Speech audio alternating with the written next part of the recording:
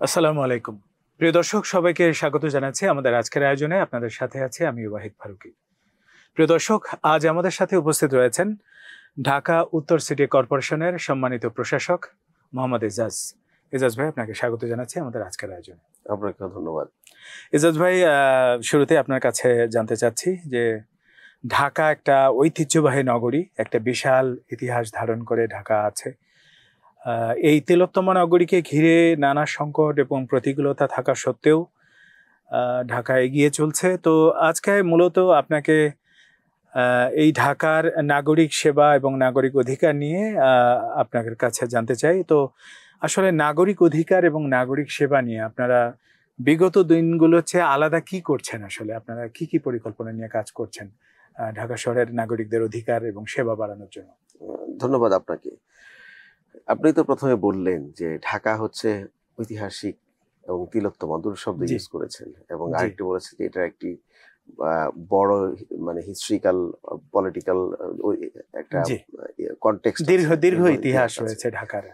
তো এই তিনটা জিনিস যদি আমরা ফ্রেমিং করি তাহলে আপনি দেখবেন যে এক হচ্ছে যে ঢাকার নাম তিলোত্তমা, ঢাকার নামের সাথেই কিন্তু ঢাকার ইকোলজি জড়িত। ঢাকার নামের দুটো ন্যারেটিভ আছে। একটা হচ্ছে যে এটা দূর থেকে দেখা যেত এই জায়গাটা একটু যেহেতু নিচু, সবুজে ঢাকা, এই জন্য এটার নাম ছিল ঢাকা, খেয়াল করে দেখেন। অথবা ঢাকেশ্বরী মন্দিরের যে ঢাক, হ্যাঁ, আর অথবা ঢাকের যে আরেকটি ন্যারেটিভ আছে। তো তিনটেই যদি আমরা একইভাবে চিন্তা করি, একটা হচ্ছে যে দূর থেকে যদি ঢাকাকে সবুজে ঢাকা মানে গাছ দিয়ে ঢেকে আছে এরকম দেখা যায়, তাহলে ঢাকাকে কি আমরা ওই নামের যে সুবিচার সেটা তো আমরা করে ঢাকাকে বড় করি নাই, বরঞ্চ সবুজগুলা নষ্ট করে এবং ওয়েটল্যান্ডকে বিশেষ করে শেষ করে দিয়ে আমরা ঢাকাকে আমরা এখন আনলিভেবল কন্ডিশনে নিয়ে গিয়েছি।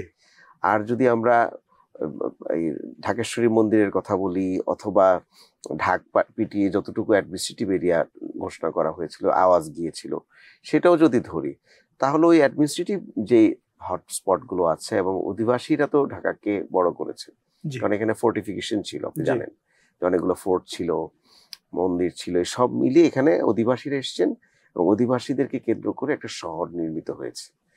তো সুতরাং মাইগ্রেন্টদেরকে মাথায় রেখে কি আমাদের বর্তমান শহরের মধ্যে কোনো চিন্তা আছে?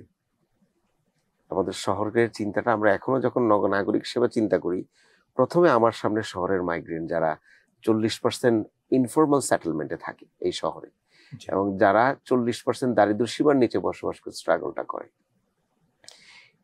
এইটা তো আমরা এদেরকে কিন্তু এখনো আমাদের শহরের প্ল্যানিং এর ক্ষেত্রে আমরা এদেরকে অ্যাকনোলেজ করতে পারি নাই, তাই না? বিগত সময় যারা মেয়রাল ডিউটি পালন করেছেন তারা শুধুমাত্র অ্যামিনিটিস নিয়ে স্ট্রাগলটা করেছেন, কিংবা এখনো আমরা ঢাকা নিয়ে যারা কথা বলি তারা মনে করে যে রাস্তা ঘাট অথবা পার্ক অথবা তার বর্জ্য ব্যবস্থাপনা, this are all managerial issue, আপনি খেয়াল করে দেখেন, কিংবা অ্যামিনিটিস শহরের যেটা দরকার, সেখানেও আমরা গরিবকে কিংবা এই যে 40% যারা শহরে এসে ইনফর্মাল সেটেলমেন্টে থেকে রুটি রুজির জন্য আসছেন অথবা ক্লাইমেটিক কারণে এসছেন, তাদের অধিকারটা কতটুকু বাস্তবায়িত হচ্ছে, কিংবা তাদের জন্য নগর কতটুকু ফ্যাসিলিটেট করতে পারছে, এই ফ্রেমে কি আমরা কি নগরকে ভাবছি কিনা, আমার মনে হয় সেটা খুব গুরুত্বপূর্ণ। বিশেষ করে আপনি আরেকটা কথা বলে যে ঐতিহাসিক ভাবে ঢাকার যে অনেক বড় ইতিহাস আছে, ট্রেডের বাইরেও ঢাকার ইতিহাসগুলো চিন্তা করে যদি দেখেন, 47-এও ঢাকার ইতিহাস, 52 ঢাকার ইতিহাস, তাই না? 71 ঢাকাকে আলটিমেটলি যখন আমরা শত্রুমুক্ত করতে পেরেছি তখনই কিন্তু আমরা পূর্ণ স্বাধীনতা অর্জন করেছি। 91 ঢাকায় ইতিহাসটি, 24 সবকিছু ঢাকা, মানে বাংলাদেশের ইতিহাসের বিবর্তনটাই আসলে ঢাকাকে ঘিরে। এবং ঢাকার ইতিহাসটা হচ্ছে মানবাধিকার, গণতান্ত্রিক অধিকার এবং মানুষের বেঁচে থাকার অধিকার, তাই না? ভোটের অধিকার, এগুলো এই অধিকার নিয়েই তো সংগ্রাম এবং ঢাকার ব্যাপ্তি। তো সুতরাং কিন্তু ঢাকাকে যখন আমরা নাগরিক জায়গা থেকে দেখি, তখন কি আমরা মানবাধিকার, রাজনৈতিক অধিকার, পাবলিক হেলথ তো মানবাধিকারের জায়গা, পরিবেশ মানবাধিকারের জায়গা, এই কনটেক্সটে আমরা সকলকে নিয়ে ভাবার মতো নাগরিক সেবা আমরা তৈরি করতে পেরেছি কিনা, আমার মনে হয় জুলাই পরবর্তী সময় এটি একটি বড় গুরুত্বপূর্ণ লেন্স, যেটা দিয়ে আমাদেরকে আসলে নগরকে দেখতে হবে।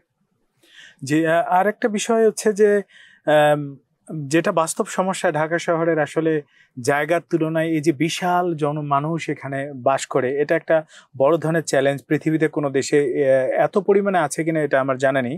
তবে আর একটা বিষয় আমি এর সাথে যোগ করতে চাই, সেটা হচ্ছে যে যতটুকু ভাবে এই জিনিসগুলো করা যেত, সেগুলো হয়তো বিভিন্ন দখল, রাজনৈতিক বা বিভিন্ন শ্রেণীর দ্বারায়, এই যে দখলবাজি বা যেগুলো সরকারি জমিজমা আছে বা সরকারি খেলার মাঠ, জলাভূমি, এই বিষয়গুলো আসলে আপনারা কিভাবে দেখছেন? এবং এগুলো তো জরুরি। যেমন ঢাকাতে যারা বড় হচ্ছে বা বেড়ে উঠছে, এখানে কোনো খেলার মাঠ নেই, বাচ্চারা রুমের ভেতরেই বেড়ে উঠছে, তাদের বিকাশ হচ্ছে না।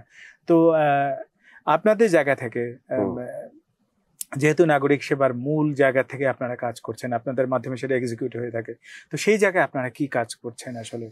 একটা হচ্ছে যে, ধন্যবাদ আপনাকে, গুরুত্বপূর্ণ প্রশ্ন করেছেন যে এই শহরে মিনিমাম বসবাস করার জন্য তাকে পাবলিক স্পেস লাগবে, জি, হসপিটাল লাগবে ওয়ার্ড ভিত্তিক, স্কুল লাগবে ওয়ার্ড ভিত্তিক। কারণ আমরা যদি শুধুমাত্র ধানমন্ডি, গুলশান, বনানী, উত্তরাতে বড় স্কুল করি, অন্য ওয়ার্ড থেকে মানুষ গিয়ে যখন আরেক ওয়ার্ডে কিংবা আরেক থানায় কিংবা আরেক রিজিয়নে যাবে, স্বাভাবিকভাবেই তো একটু ট্রাফিক মিসম্যানেজমেন্ট হচ্ছে না। তো সুতরাং নিজস্ব ওয়ার্ডগুলোতে যদি আমি পরিপূর্ণভাবে শিক্ষা, তারপরে খেলার জায়গা, এই চিত্ত বিনোদনের জায়গা, ওপেন স্পেস, জলাধার, এগুলো যদি আমি সমান বন্টন করে রেডি করতে পারতাম কিংবা করা যেত, তাহলে এই নগরীতে অ্যাটলিস্ট মানুষ একটা লিভেবল কন্ডিশনে বসবাস করতে পারত।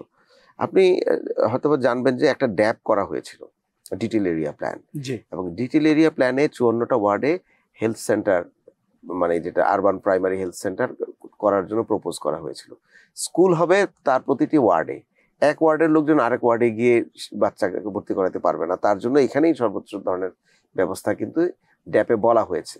কিন্তু ড্যাপটি পাস হওয়ার পরে আমি মনে করি যে রাষ্ট্রের, এবং বিশেষ করে আমরা যারা নগরকে সার্ভিস দিচ্ছি, আমাদের এবং হচ্ছে যে সরকারের পক্ষ থেকে যেই অঞ্চলকে, যেই জায়গাগুলোকে ডেডিকেটেডলি মাঠ, জলাধার কেন্দ্রিক park, school, health centre, community centre এগুলো করার জন্য প্রপোজ করা হয়েছে, আমার মনে হয় এটাকে প্রায়োরিটি ভিত্তিতে এই জায়গাগুলোকে উদ্ধার করাটা খুব গুরুত্বপূর্ণ। আমি কিছু কাজ শুরু করেছি, আমি অলরেডি রাজুকের সাথে বসেই আমরা সিটি কর্পোরেশন, আমার যে অঞ্চলটা আছে উত্তরে, আমরা খেয়াল করে দেখেছি প্রায় 550 একর জায়গা পার্ক এবং জলাধার কেন্দ্রিক পার্ক হিসেবে প্রপোজ করা আছে, এটা আমরা আইডেন্টিফাই করেছি।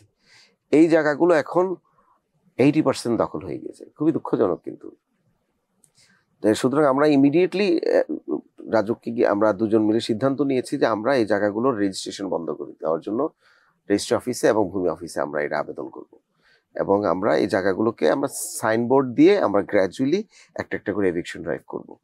অলরেডি আমি 5-6টি মাঠ আমি উদ্ধার করেছি, যেগুলোর সাইজ কয়েক বিঘার উপরে এই মুহূর্তে, এবং আরো অনেকগুলো মাঠ আছে যেগুলো হচ্ছে অব্যবস্থাপনায়, এগুলো আসলে এখন খুবই খারাপ অবস্থা, যেখানে মানুষ চলাচল করতে পারে না, মাদক আছে সেখানের মধ্যে, বস্তির ঘর হয়ে গিয়েছে, দোকান হয়ে গিয়েছে, মেলা হচ্ছে এসব মাঠের মধ্যে দখল করে। আমরা সেগুলো এগুলোর জায়গার মালিক কিন্তু আবার সিটি কর্পোরেশন না, এগুলো জায়গার মালিক কোথাও কোথাও ডিসি অফিস, মানে খাস জমি, কোথাও কোথাও এগুলো গণপূর্তের মাঠ ছিল অতীতে, এখন এগুলো দখল হয়ে গিয়েছে, অথবা অ্যাবান্ডেন্ট প্রপার্টি আছে। আমরা এগুলো লিস্ট ডাউন করেছি। সিটি কর্পোরেশনের 22টি মাঠ এবং পার্ক আছে, আমি গতকালকে একটা লিস্ট করছিলাম নতুন করে, এগুলো তো আমরা নতুন করে রেস্টোর করছি। এছাড়াও আমরা আরো 25 থেকে 27টি, মানে আমরা চিন্তা করছি 54টা ওয়ার্ডে 54টা মাঠ। এটা আমরা করার জন্য আমরা লিস্ট করেছি, আমরা গণপূর্তের সাথে আমরা বসেছি, হাউজিং এর সাথে আমরা বসে আমরা বলছি যে যেহেতু আমাদের এগুলো ঠিক করার জনবল আছে, আমাদের কিছু টাকা পয়সাও আছে, আপনাদের মালিকানায় থাকুক, সরকারের প্রতিষ্ঠান যার মালিকানাই থাকুক না কেন, জনগণ যেন ব্যবহার করতে পারে, সেই পরিস্থিতিতে আমরা মাঠগুলোকে নিয়ে যাব, পার্কগুলোকে নিয়ে যাব। মানে আমরা এটা উদ্ধার করে ফেন্সিং ওয়াল করে, ভিতরে একটু ওয়াকওয়ে তৈরি করে, একটা টয়লেটের ব্যবস্থা করা, মাঠটিকে একটু রিস্টোর করা, এবং এটাকে একটা ম্যানেজমেন্টের আওতায় আনা, এই কাজগুলো আমরা এখন করছি, এবং এটা হচ্ছে একটা বড় কাজ আমরা করছি। দ্বিতীয় যে কাজটি আমরা করছি সেইটা হচ্ছে যে এই শহরে লাইব্রেরি নাই, খুব কম আছে, খুবই কম।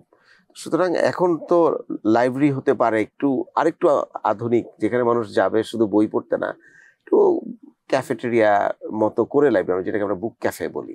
জি, নাগরিক জীবনের এটা সবখানে আছে যে আমাদের এটা সীমাবদ্ধতা ছিল। যে ছোট আকারে যদিও হয়, এই পার্কগুলোর সাথে কিছু ওপেন স্পেসে যদি আমরা, এবং আরো কিছু ওপেন স্পেস আমরা তৈরি করছি খুঁজে, সেখানের মধ্যে যদি আমরা 20-25টি লাইব্রেরি এই 1 বছরে করতে পারি, আমরা মনে করবো যে এটা একটি মানে, কারণ লাইব্রেরি এবং জ্ঞান এই দুটোর মাধ্যমে ন্যারেটিভ তৈরি হয়, মানুষ চিন্তা করতে শিখে এবং মানুষ প্রশ্ন করতে শিখে, চ্যালেঞ্জ করতে শিখে, এবং চ্যালেঞ্জ করার কারণেই কিন্তু জুলাই হয়েছে, ফ্যাসিবাদের বিলোপ হয়েছে। তো সে কারণে আমরা 25-30টি লাইব্রেরি আমরা করছি, এবং অগাস্টের মধ্যেই 4টি লাইব্রেরি আমরা উদ্বোধন করব। সুতরাং আমরা প্রতি মাসে এরপর থেকে 3-4টি করে লাইব্রেরি যেন আমরা তৈরি করতে পারি। একটা যে পাবলিক স্পেস তৈরি করা, লাইব্রেরিগুলো এর মধ্যে ইনকর্পোরেট করা, এবং এর খেলার একটা উপযোগী পরিবেশ তৈরি করা, যেখানে নারীরা খেলতে পারবেন, শিশুরা খেলতে পারবে। কারণ খেলার মাঠের আরেকটা রিয়ালিটি আছে, বড়রা খেলে, শিশুদেরকে খেলার জায়গা দেয় না। তো এই খেলার মাঠ আপনি তৈরি করলেন, কিন্তু শিশুদের খেলার ব্যবস্থাটা করে দিতে হবে, এটা দ্যাট ইজ ভেরি ইম্পর্টেন্ট। রাতের বেলা হয়তোবা যারা চাকরিজীবী আছেন তারা খেললেন, তো এটা একটা লাইটিং এর ব্যবস্থা করা, একটা নিরাপত্তা নিশ্চিত করা। তো এগুলো আমরা এখন করছি।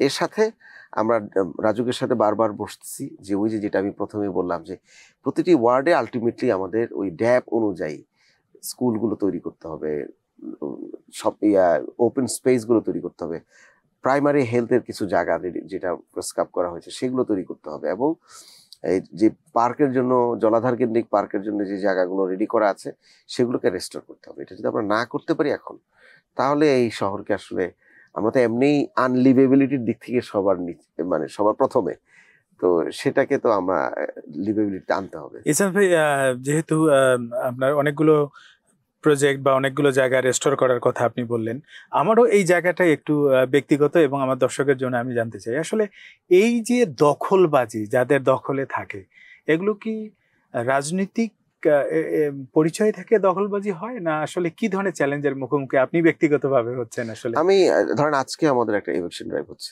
মিরপুরে, আমরা তো প্রায় 30টির মতো এভিকশন ড্রাইভ করেছি, এবং এটা সাস্টেনেবল হচ্ছে না। বাস্তব কথা হচ্ছে যেটা, আমরা এভিকশন ড্রাইভ করে আমি যখন উঠে চলে আসি, 1 সপ্তাহ হয়তো এটা খালি থাকে, তারপরে আবার নতুন করে কিন্তু এটা আবার পুনর্দখল হয়। সুতরাং এটাকে ধরে রাখার জন্য আমরা মাঠগুলো আমরা যেটা করছি এখন, যে বাউন্ডারি করে একটা কমিটি করে সেটা দিচ্ছি, কিন্তু পাবলিক স্পেস যেটাকে বলে হকার, কিন্তু অনেক পাবলিক স্পেস আছে যেখানে সাধারণ মানুষজন চলাফেরা করবে, একটু ওপেন জায়গা, এখানের মধ্যে এখন দোকান এবং বাজার হচ্ছে, মার্কেট হচ্ছে সরকারি জায়গার মধ্যে, এবং এর পিছনে একটা বড় রাজনৈতিক অর্থনীতি জড়িত। আপনারা ঢাকা শহর আমরা সবাই জানি যে 5ই অগাস্টের আগে একটা আওয়ামী নিয়ন্ত্রিত যারা শেখ পরিবারের সাথে সম্পৃক্ত, তাদের এটা মনে হচ্ছিল যে রাষ্ট্রটা তাদের বাবার। একইভাবে যারা এদের হচ্ছে গিয়া দাস ছিলেন, আমরা এভাবে বলি পলিটিক্যাল স্লেভ যারা ছিলেন, তারা তখন ইজারা নিতেন, এক ধরনের মৌখিক ইজারা, যে এখানে আর কেউ কোনো কথা বলতে পারবে না। জুলাই পরবর্তীতে এই পুরো ব্যবস্থাটার হাত বদল হয়েছে, ব্যবস্থাটা কিন্তু বিলুপ্ত হয়নি। আমার প্রশ্ন জাস্ট ওই জায়গাটায়, যে আমরা এত বড় একটা রক্তক্ষয়ী বিপ্লবের মধ্য দিয়ে যে নতুন করে স্বাধীন হলাম, তারপরও এই চ্যালেঞ্জগুলো আসছে, এটাই আমার জানা হচ্ছে যে আসলে এই চ্যালেঞ্জটা কত বড় চ্যালেঞ্জ।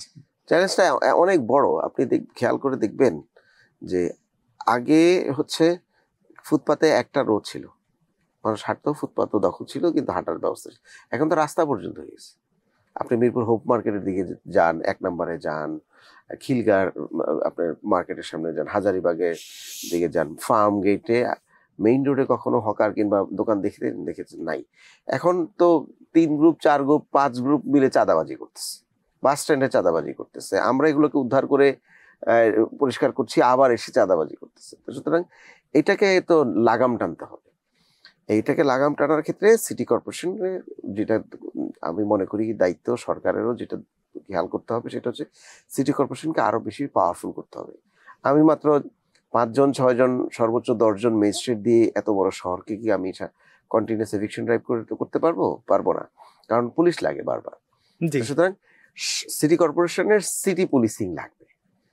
আমরা অলরেডি আমাদের বোর্ড মিটিং এ আমরা এটা সিদ্ধান্ত নিয়েছি এবং পাশ করিয়েছি যে আমরা নিজেদের জন্য পুলিশ বাহিনীর জন্য আমরা পুলিশকে জানাবো এবং সরকারকে জানাবো, তারা যদি অ্যালাউ করেন, আশা করি অ্যালাউ করবেন, আমরা কথা চলছে, তাহলে এখানে সিটি পুলিশিং থাকবে। আমরা 400-500 যদি পুলিশ আমাদের থাকে, তাহলে প্রতিটি ওয়ার্ডে আমার কন্টিনিউয়াস পেট্রোলিং করার কিন্তু আমার একটা ফোর্স থাকবে, যার কাজ হবে সিটি গভর্নেন্সকে সাপোর্ট দেওয়া।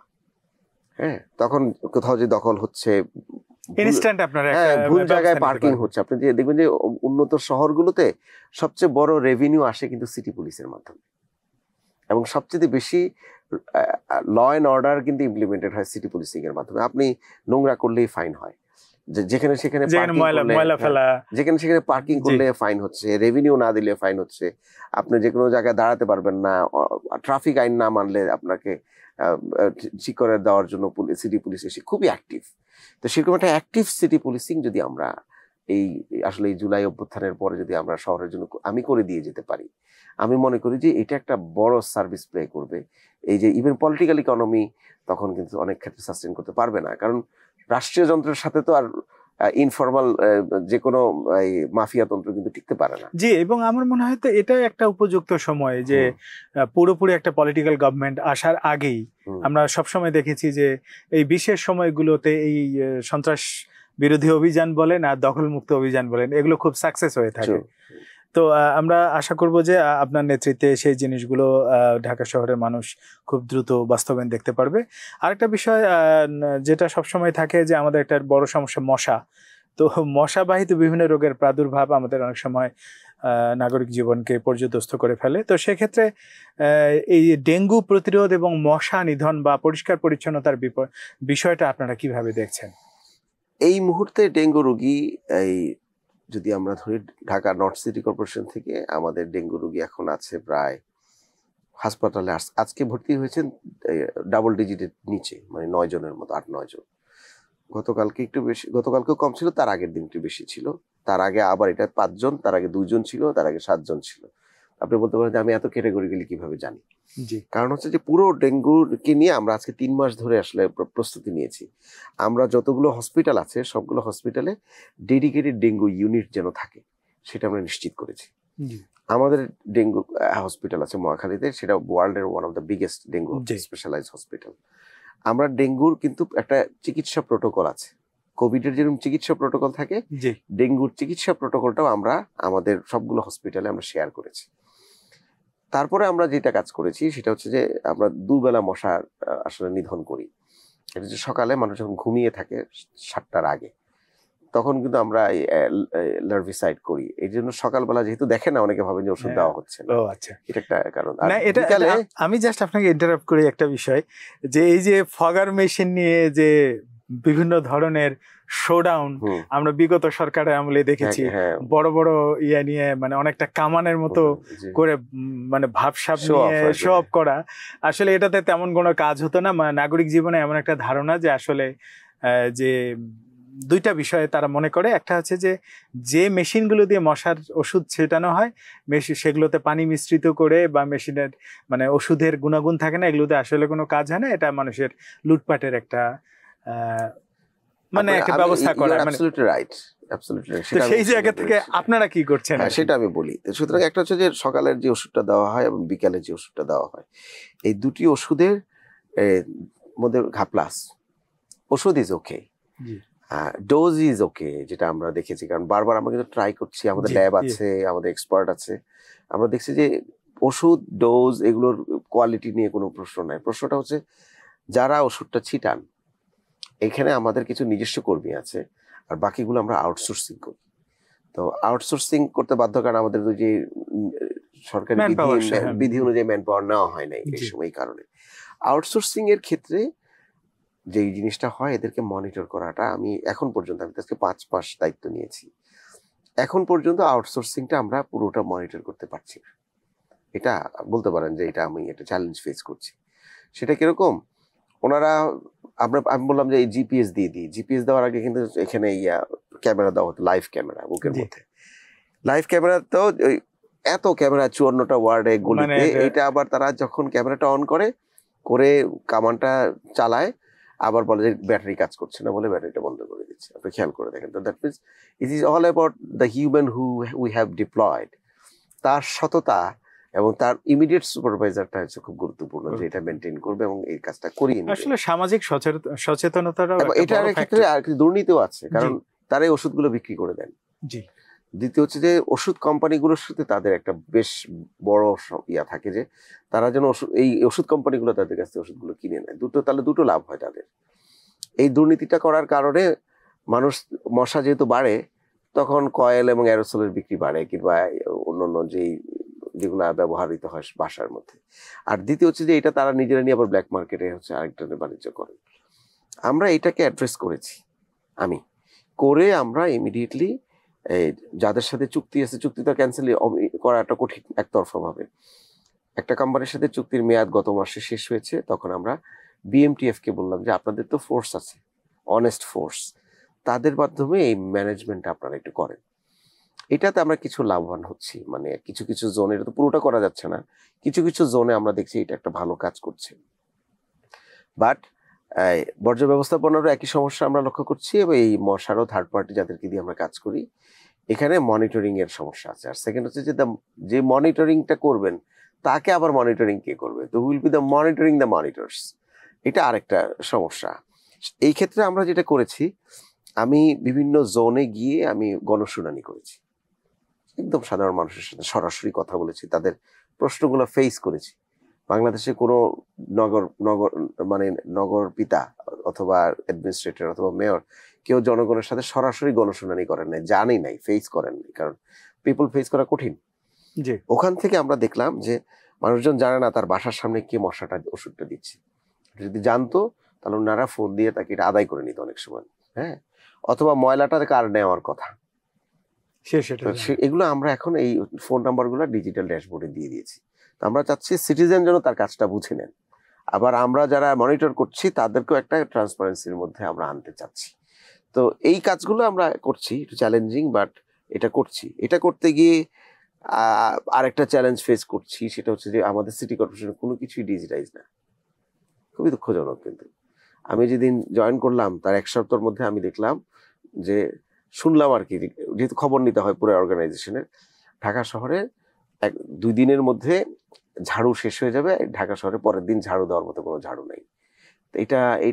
এটা টাইমলাইন নিশ্চয়ই যিনি ইনভেন্টরি দেখেন তার তো জানার কথা যে কতদিন ঝাড়ুটা টিকবে, তারপরে তার আগে টেন্ডার করতে হবে, কেনার ব্যবস্থা করতে হবে। তো এটা না করে এক ধরনের সাবোটাইজ করার চেষ্টা করা হয়েছিল ওই সময়, কারণ জুলাই পরবর্তী সময়ের ঘটনা, 5 মাস আগে। আজ থেকে চিন্তা করে দেখেন, আমি নিজে গিয়ে যখন ইনভেন্টরিতে গিয়ে জিজ্ঞেস করলাম যে আগামীকালকে থেকে ঝাড়ু পারচেজ কিভাবে করবেন, স্যার আমি তো জানি না, কিংবা কয়টা আছে, এই প্রশ্ন করার পর বললো যে এটা তো লেজারে আছে, কম্পিউটারেও নাই, আপনি খেয়াল করে দেখেন, এবং লেজারটা আরেক অফিস। মানে এই যে উন্নয়নের যে গল্প শুনেছেন গত 15 বছরে, এবং ডিজিটাল বাংলাদেশের যে নামে হয়েছে, স্মার্ট বাংলাদেশ নাম হয়েছে, সেটার ছিটে ফোটাও ঢাকা উত্তর সিটি কর্পোরেশনের মতো এরকম একটা সবচেয়ে ভাইব্রেন্ট অর্গানাইজেশন যেটা ছিল। আমার তো মনে হয় প্রাইম মিনিস্টার অফিসের পর ঢাকার যদি ফাংশনাল কিছু থাকে সেখানে সিটি কর্পোরেশন অফিসগুলো ডিজিটাল বাংলাদেশের নাম দিয়ে এত উন্নয়ন স্মার্ট করার পরও সেখানে ওই ডিরেক্টরিতে লিখে বা এটা একদম মান্দাতার আমলের, একদম আপনি যদি বলেন যে সে প্রাগৈতিহাসিকের আমলের ইনভেন্টরি সিস্টেম, অন্য সব জায়গায় একই অবস্থা। তো এটাকে আমরা এখন একটা ট্রান্সফরমেশন করছি। সুতরাং আমার একটা জিনিস রেডি করে, অ্যাসেসমেন্ট করে, বাজেটিং করে, টেন্ডারিং করতেও তো প্রায় 2-2.5 মাস 3 মাস চলে যায়। তো এর মাঝেও আমরা চেষ্টা করছি ইনফর্মালি ফর্মালি করে এগুলোকে ফাংশনাল করা। তো এটাও এই জন্য বললাম যে মশার সাথেও ডিজিটাইজেশন গভর্নেন্স জড়িত, বর্জ্যের সাথেও ডিজিটাইজেশন গভর্নেন্স জড়িত, বাট আমরা এগুলোকে খুব সিরিয়াসলি দেখার কারণেই এখনো যে আপনাকে স্ট্যাটিস্টিক্স দিলাম যে ডেঙ্গুর মশা আছে, এটা আমি অস্বীকার করব না, কিন্তু ডেঙ্গুকে আমরা কিন্তু ইনফেকশন হওয়া থেকে বাঁচানোর জন্য কন্টিনিউয়াস ফাইটটা করছি, এবং এটা আমাদের কন্ট্রোলে এখনো আছে। এই পর্বে আমরা আপনার সাথে আলোচনাটা আমি 2টা পর্বে নিতে চাই। তো এই পর্বে সর্বশেষ যেটা জানতে চাচ্ছি যে ঢাকার সমন্বিত ট্রাফিক এবং ড্রেনেজ ব্যবস্থা যেটা, সেটা নিয়ে আপনাদের কোনো পরিকল্পনা আছে কিনা? হ্যাঁ আছে। প্রথম হচ্ছে কি, ঢাকার যে প্রথমে যেটা বললাম যে ঢাকার ইকোলজিটা না বুঝলে ঢাকার ড্রেনেজ বোঝা যাবে না। ঢাকার ইকোলজির প্রথম হচ্ছে যে ঢাকার টোপোগ্রাফিটা বোঝায়, জিওগ্রাফিটা বোঝায়। ঢাকার পূর্ব দিকে এবং পশ্চিম দিকে হচ্ছে নিচু, পূব দিকে হচ্ছে বালু নদী, পশ্চিম দিকে হচ্ছে তুরাগ, উত্তর দিকে হচ্ছে টঙ্গী খাল, দক্ষিণ দিকে হচ্ছে বুড়িগঙ্গা। খেয়াল করে দেখেন, জি, তাই না? তো পৃথিবীতে একমাত্র সিটি যেটা হচ্ছে island, Dhaka is an island. জি, 4টা নদী, মাঝখানে একটা আইল্যান্ড, এবং যে আইল্যান্ডের চারপাশেই নদী। এবং এই আইল্যান্ডটা কিরকম, দুই পাশে মানে পূর্ব এবং পশ্চিম হচ্ছে পানিটা নেমে যায়, এবং এটার ভিতরে পুরোটাই ছিল একসময় আপনার প্রচুর ওয়েটল্যান্ড ছিল, ডোবা নালা, হ্যাঁ, ডোবা নালায় ভরায়। যে জন্য দেখবেন যে ঢাকার নাম কি, হাতির ঝিল, অমুক ঝিল, ঝিল পাড়, জি, তারপর পুকুর পাড়, ঝিল পাড়ের নাম, এবং ট্যাক, প্রচুর ট্যাক আছে না জি, শব্দের মধ্যে। কারণ ট্যাক মানে কি, সে জলাধারের মাঝখানে উঁচু একটি জায়গা। জি, এরপরে হচ্ছে আপনার গৈদার ট্যাক, গুদারা ঘাট, জি, হ্যাঁ, এই শব্দগুলো কিন্তু ঢাকায় প্রচুর আছে। এবং হচ্ছে বাগ, শাহবাগ, কলা বাগান, বাগ, এই শব্দগুলো মানে হচ্ছে যে স্মল নেচার বেস, পানি, নেচার এবং বাগান, এটা মিলিয়ে ছিল ঢাকা। 88-র বন্যায় যখন ঢাকাটা ডুবে গেল, তখন এরশাদ এসে বললেন যে ঢাকাকে আমরা শুকনো করব।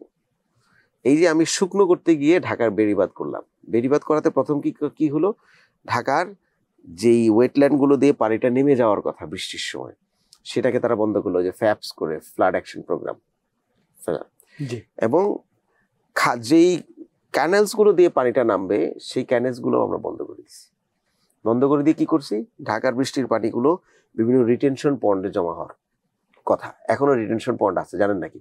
আপনি বেড়িবাঁধ দিয়ে গেলে একটা বড় জলাধর ডান দিকে দেখেন না, গড়ান চটবাড়িতে উত্তরার পিছনে, এটা একটা বড় রিটেনশন পন্ড, এখনো 650 একর। কল্যাণপুরে 200 একরের উপর একটা রিটেনশন পয়েন্ট ছিল, হ্যাঁ, কাগজে কলমে এখনো আছে, কিন্তু এটা সব দখল হয়ে গিয়েছে। আরো অনেকগুলো রিটেনশন পন্ডে পানিটা এসে জমবে, তারপর এটা সেচ দিয়ে পাম্পিং করে পানিটা নামানো হবে। এটা আনন্যাচারাল, মানে একটা ন্যাচারাল ওয়াটার বডিকে আমি প্রথমে শুকনো করলাম কৃত্রিম ভাবে, এরপরে বিদ্যুৎ খরচ করে বৃষ্টির সময় পানি হেঁচতে হয় আমি আমার লোকাল ভাষায় বললাম, যেহেতু আমি ঢাকায় বড় হয়েছি। এটা একটা করেছি। দ্বিতীয় হচ্ছে যে পাইকারি হারে ওয়েটল্যান্ড ভরাট করে যে বাড়ি করা যায়, এটা তো কোনোদিন আগে চিন্তা ছিল না। 80-র দশকেও আপনি যদি এখানে, আমি যেখানে বসে আছি আপনার অফিস, এইখানে আমি নিজে, এটা তো ইয়ে ছিল, জলাধার এবং ধান ক্ষেত ছিল। এখানে বলা হয় যে 3 লগ্গি পানি ছিল, জানেন নাকি? লগ্গি বুঝেন তো? 3 লগ্গি মানে 5 মাথা 6 মাথা পানি আমরা বলি একজনের উপর একজন। এবং এখানে শীতের সময়ও ধান ক্ষেত ছিল না, ধান ক্ষেতের সামান্য একটু উপরে, আরেকটু সামনে গেলে একটু ট্যাক আছে, সেখানে ধান ক্ষেত ছিল। আর বাকি পুরোটাই যদি যান মনসুরাবাদ হয়ে একটু নিচে, এটা তো কিছুদিন আগেও আপনি দেখেছেন জলাধার। এগুলোকে যখন আমরা ভরাট করি, তখন ড্রেনেজ সিস্টেমের আপনার হবে কোত্থেকে? কারণ আমি তো এগুলো সব ড্রেনের অবস্ট্রাগল করছি। দ্বিতীয় হচ্ছে যে রাস্তা, এক একটা রাস্তা ঢাকায় এক একটা এমব্যাঙ্কমেন্টের মতো উঁচু, রাস্তাগুলো কিন্তু উঁচু। তো এই রাস্তাগুলো হয়েছে কিভাবে? সবগুলো খালের উপরে। তো এই পুরো ঢাকা এরকম, এর মাঝখানে রাস্তা করেছি আমি উত্তর দক্ষিণে। পানিগুলো পড়ে কোথায়? পূর্ব পশ্চিমে। তা আপনি মিরপুর রোড যখন করেন, তাহলে মাঝখান থেকে যদি পানিগুলো, ঢাকার মাঝখান যদি আমি এয়ারপোর্ট ধরি, পুরান এয়ারপোর্ট, উঁচু জায়গা সবচেয়ে, এখান থেকে পানিটা যদি পশ্চিমে নামে, তাহলে তো বেগম রোকেয়া সরণিতে এসে বাধা খাবে প্রথমে, তারপরে যদি আরেকটু নামে এসে বাধা খাবে মিরপুর রোডে। তো সুতরাং আমাদের রোড নেটওয়ার্ক গুলো আমরা করেছি পূর্ব পশ্চিমে, উত্তর দক্ষিণে, কিন্তু ওয়াটার সিস্টেম নামার কথা পূর্ব পশ্চিমে। তা আমার সিভিল স্ট্রাকচারটা ভুল হয়েছে উন্নয়নের নামে। এখন এই সিভিল স্ট্রাকচারের অ্যাডভার্স ইফেক্ট কি? Water logging. শহরে এখন বন্যা হয় বৃষ্টি হলে। তারপরে হচ্ছে এই পানি হচ্ছে গিয়া ড্রেনের যে পানি, কারণ রাস্তার সাথে তো সুইজ নেটওয়ার্ক এবং হচ্ছে ড্রেনেজ নেটওয়ার্কটা হচ্ছে রাস্তার সাথে। তাহলে আমার ড্রেনেজ নেটওয়ার্কটা কোন দিকে? উত্তর দক্ষিণে না, রাস্তার সাথে। তাহলে পানি কি নামবে? পানি তো পূর্ব পশ্চিম হলে নামতো। তাহলে আপনি যখন নেচারকে না মাথায় রেখে কিংবা ডিনাই করে আপনি যখন সিভিল স্ট্রাকচার করলেন, উন্নয়ন করলেন, তথাকথিত উন্নয়ন, সেখানে তো একজন, এখন আপনি আপনার বাসার সামনে উঠে যখন ড্রেনটা খুলবেন, আপনি দেখবেন যে ড্রেনে 2 ইঞ্চি পানি সবসময়, শীতকালেও 2 ইঞ্চি পানি থাকে। কারণ সে স্লোপ করেও, হাই স্লোপ করেও পানি নামার সুযোগ কম। এই জন্য ঢাকায় সারা বছর মশা থাকে। ঢাকায় মশা থাকার একটা one of the big reason হচ্ছে যে ঢাকার সিভিল স্ট্রাকচার গুলো, ড্রেনেজ নেটওয়ার্কটা আমরা ঢাকার ইকোলজিকে মাথায় রেখে করিনি, এনভায়রনমেন্টকে মাথায় না রেখে আমরা আমাদের মতো করে উন্নয়ন করেছি, যেটা আমাদের জন্য এখন একটা লায়াবিলিটি। তো এত বড় একটা বিশাল সম্ভাবনা ছিল যে একটা আইল্যান্ড, যেটা চতুর্দিকে নদী, যেটা বিশ্বের অন্যতম একটা সেরা শহর হতে পারতো, আসলে আমাদের একের পর এক ভুল আমাদেরকে আজকে এই জায়গায় নিয়ে এসেছে। তো আপনার কাছে আমরা অসংখ্য তথ্য, অনেক না জানা কথা শুনলাম, এবং নাগরিক অধিকার থেকে শুরু করে ঢাকার মানুষের সমস্যা এবং সম্ভাবনা নিয়ে কথা বললাম। আপনাকে অসংখ্য ধন্যবাদ জানাচ্ছি আমাদের সাথে এসে সময় দেওয়ার জন্য। আপনাকে ধন্যবাদ। প্রিয় দর্শক, এরই সাথে শেষ করছি আমাদের এখনকার আয়োজন। আপনারা সবাই ভালো থাকুন, সুস্থ থাকুন আর নিরাপদে থাকুন। আল্লাহ হাফেজ।